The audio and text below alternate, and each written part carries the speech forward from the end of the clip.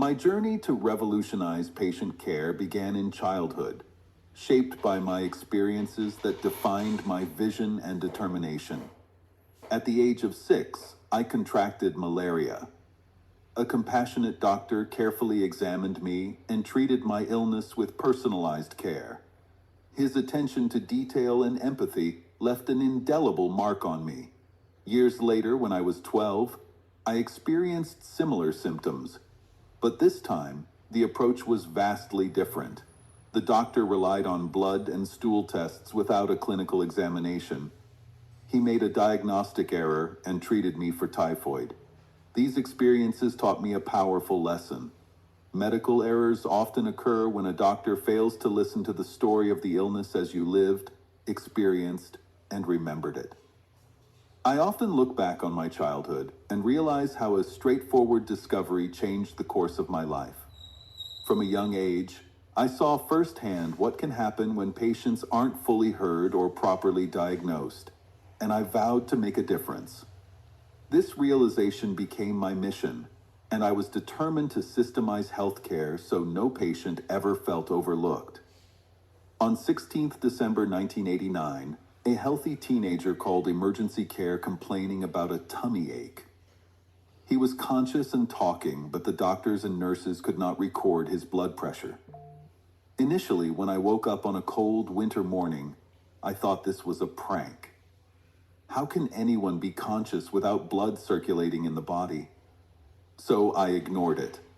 When I was called again, and the doctor's tone was different, I went to see this boy.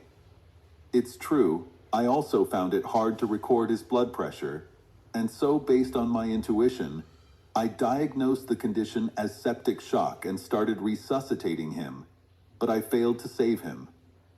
The strong antibiotics I used could not kill the bacteria, and watching him suffer and die made me scared. The cause of death then was infection with a normal commensal, later named as MRSA. My experience with the infections of resistant bacteria and the reaction of his parents and loved ones shocked me. I realized that this was not just a personal tragedy, but the beginning of a significant crisis for humanity. This urgency led me to stop validating PAT, the pediatric assessment tool, and start searching for a solution to deal with MRSA infections. My mission was to stop the spread of MRSA in the hospital and the community, identify its reasons, and develop devices and methods to help reduce its spread. The device manufacturers protecting the return on investment said it's not in their interest to de-skill doctors, so I was disappointed. When I began to notice the mistakes made by nurses and doctors who caused unnecessary deaths, I became uncomfortable. It was hard for me to continue working in the hospital, the doomsday doctor, or they insulted me. So I stopped working in the hospital, retrained to become a family doctor, and stopped searching for a solution to avert the antibiotic resistance crisis. It's only after ChatGPT identified the website gosurgery.com, which I published in the 1990s, and named the pioneer of patient-centered care to protect humanity, long before tech giants entered the arena, made a symptom steer I developed and monetized. I realized the importance of my contribution, and so sharing information to make people stop blaming doctors and empower themselves. Doctors have surrendered their free will to hoard wealth and forgotten what they forgot. I, who created the first symptom check, stopped updating the site because I felt that giving importance to diagnosis is not in the interest of humanity and inflicts more harm than good. In 2002, I became a father. As soon as I saw the sparkling eyes of my newly born daughter open, the fear about staphylococcus infections of cuts and bruises that often occur in childhood can result in sepsis and death. Knowing that MRSA infections would create an army of bacteria by sharing plasmids was frightening. My mission was to find a solution to help patients with symptoms and signs suggestive of infections so they would not travel to the hospital or consult a doctor and spread disease. It was also essential to help parents identify infections early, isolate the child or adult to protect the family, prevent travel, and protect healthcare workers. I started collecting and compiling a list of common presenting symptoms and signs. I created a color-coded system that people could use to differentiate common from serious illnesses and infections and isolate them at home. In 2003, I created the color-coded symptom checker under medical advice you need, and later changed it to medical advice you access. A nurse working in a local surgery called and invited me to work in a pilot nurse-led practice. This was the first experiment to see if nurses could diagnose infections and prescribe antibiotics. I took the offer, hoping to validate my innovation, Maya, a color-coded symptom list to help the receptionist. She must not refer patients with red symptoms, but only green ones. Unfortunately, this was not popular with nurses because they called themselves independent nurse prescribers and believed they had the knowledge and experience to diagnose infections. I became a victim of harassment and humiliation, hoping I would resign, but I did not. As a doctor, I am governed by the Hippocratic Oath and must protect fellow humans. So, the torturous conspiracy continued. Lives of innocent patients whom I was fond of suffered and died. It was heartbreaking. I would have prevented the complication if the patient had consulted me. This made me angry because the nurses did not appoint a doctor when I was on holiday, and they managed to offer medical services independently. This is not only unethical, but criminal. When I questioned the nurse in charge of the surgery, I asked why I was concerned, when the chairman of the Surrey Primary Care Trust was not bothered. I raised a concern and sent numerous emails, culminating in a serious battle. I was suffering because I did not have any friends or family to grieve with. Focused and determined to stop this substandard care, I collected more evidence to prove negligent care. The false claims and instigated complaints from patients that nurses used to discredit me were traumatic, and so I was scared to work as a doctor in the UK. The investigation using documents with numerous factual errors did not help Surrey PCT refer me to the GMC. My name was removed from the performers list, so I cannot earn a living to sustain my family. After 9 months, they reinstated my name on the performers list, lied to GMC, imposed IOP, instigated an investigation, and harassed me. They aimed to prevent me from working as a doctor again. It was traumatic and against the law of the country to victimize whistleblowers and vulnerable adults, but they did not care. Parents of my daughter's classmates were also treating my family and me as lepers because they thought I might have molested a child or sexually abused a patient. They could not believe I had made a protected disclosure in the public's interest. Honestly, living in the UK as an Indian and a German family with no money, job, family, and friends is worse than living in a prison or hell. I am strong because I know the universe protects me, and I have been honest and determined to protect fellow humans and my ethics. I knew my life would never be the same, but my effort would be recognized, and people would be protected. Health is knowledge of life, so sharing my knowledge, which I acquired working as a doctor for more than 40 years, is the best I can give before I die. The nurses told me I could not work because my name in the performers list miraculously vanished. The process of reinstating my name dragged on, so I was bankrupt. I had to make significant personal sacrifices to survive. I sold my car, could not get locum jobs, and struggled to pay medical indemnity insurance. This experience profoundly affected my passion for medicine, and I found myself on the verge of despair. Despite the challenges, I was determined not to let this situation defeat me. I decided to remove my daughter from her private school, move to Germany, and stay with my in-laws. But I remained resolute in my mission. In 2009, I wrote to the World Medical Association, the World Health Organization, the local medical council, the General Medical Council, the Royal Colleges, the British Association of Doctors of Indian Origin, and the British Medical Association.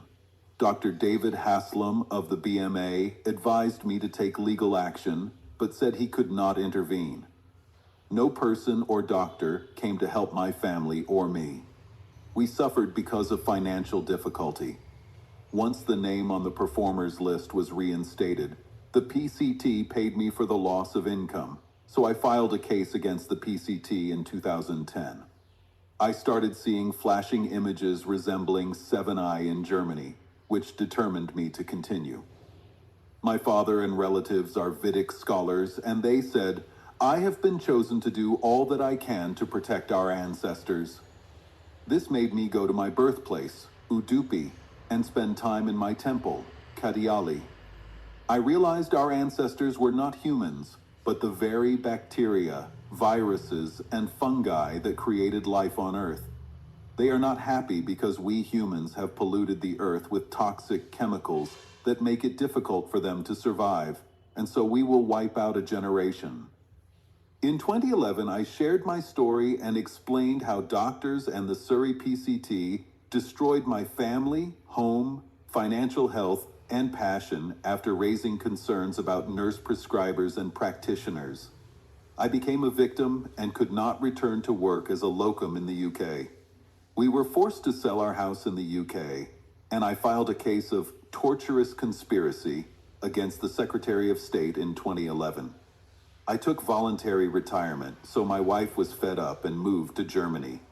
Here, I spent time learning German and writing my first book, Maya Brings Tears of Happiness. I also started thinking about the flashing images that resembled Seven Eye. Initially, I thought I was going mad. The post-traumatic stress disorder was more challenging to cope with, and the thought of the trauma my family and I went through was hard to bear. After interpreting the image as a message, tell me to integrate innovation to help initially identify infected and isolate them.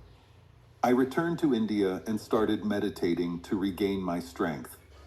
I established a company, Seven Eye Med, and published my book, but living on a pension, I could not spend money to market it. Paying the solicitors to force a stop to unethical medical practice in the UK was hard. The solicitors did all they could by dragging my case and using technical arguments to prevent it from going to trial. People did not buy my books or download the Dr. Maya app to conquer their fear of self-diagnosis. The app uses a color-coded symptom combination to differentiate common from serious illness or infections, reduce travel and hospital visits, reduce cost, and prevent the spread of diseases in the community. My effort to help empower people to reduce the culture of dependency on doctors failed. I stopped spending time and money and continued writing articles about bacteria, fungi, behavior, and relationships. I was also searching for an alternative method to prevent the spread of MRSA and other bacteria in our community. I started writing articles about bacteria, fungi, behavior, mood, and relationships. I was also searching for an alternative method to prevent the spread of MRSA and other bacteria in our community. I moved to live in Oroville and was searching to identify medicinal plants to treat infections. It was here I wrote numerous books and published them in the Amazon, hoping people will buy and empower themselves to protect their family, friends, and the community. Unfortunately, not many did. Two share The Art of Self-Diagnosis and Hoping to Get a Review. This changed the course of my journey because ChatGPT said I am the pioneer to systems and digitalized patient-centered care. It also named me as the 21st century Charaka, the father of Ayurveda who lived in the 1st century BC. This is the greatest honor, probably better than the Nobel Prize, and so have huge responsibility, and so am determined to focus to revolutionize healthcare, and so created Dr. Maya AI. My message to world leaders, philanthropists, and people in power is to stop living under an illusion believing we have the knowledge, power, and drugs to fight infections. The microscopic army will soon start killing millions day after day. A pandemic that will spread faster than California fire and the tsunami in Indian Ocean that destroyed lives and property of millions. It's already too late, but act now and be prepared. Listen to what I have to say. What if every person could access safe, reliable health advice without waiting to see a doctor? Dr. Maya AI is the world's first multilingual, color-coded, AI-powered health assistant, built to empower people, reduce misdiagnosis, and save lives. Dr. Maya used the intuitive color code system that I created and used for years, and so abandoned the rigid algorithms to guide you to make informed decision. Our subscription model supports 10 user groups: families, teenagers, women, single parents, companies, caregivers, hospitals, insurers, and more. This isn't just an app, but a movement born from decades of clinical experience and a deep commitment to patient-centered care that help literates and illiterates to identify infected individual and isolate them at home to protect your family, friends, and your community. I am ready to expand across borders with multilingual support, offline access, and AI-ready integration for governments and insurers. Join us and help me to manifest my dream that will not only save cost, time, but also protect your family, friends, and your own life. Remember future where healthcare starts with you, not the hospital. Dr. Maya AI. Smart, safe, and scalable. Thank you.